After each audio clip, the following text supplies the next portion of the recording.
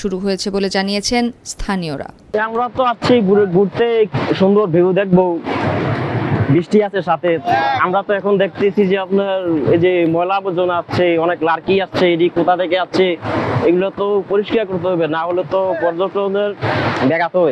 আসছি আগ্রহ করে, আইসা দেখি যে মানে বিচের অবস্থা, সমুদ্রের অবস্থা মানে একদমই ভালো না। এই কারণে আমরাও নামতেছি না, বাচ্চাদেরও দিতেছি না, কারণ কখন কি হয়ে যায় বলা যায় না।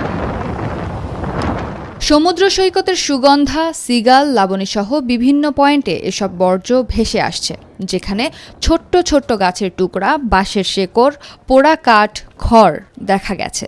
চারিদিকে শুধু ময়লার স্তূপ দেখা যেতেছে চারিদিকে। ভাবছিলাম যে দেশের পরিবর্তন হয়েছে, অনেক কিছু মানে চেঞ্জ হয়ে যাবে, কিন্তু যারা দায়িত্বে আছে তারাই উচিত ছিল এগুলো ময়লা পরিষ্কার করা, কিন্তু না, এখানে শুধু ময়লা আর ময়লা।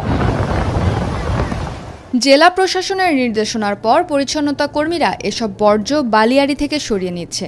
এর আগে 2023 সালের মার্চ মাসেও টানা কয়েকদিন একই ধরনের বর্জ্য সৈকতে ভেসে এসেছিল।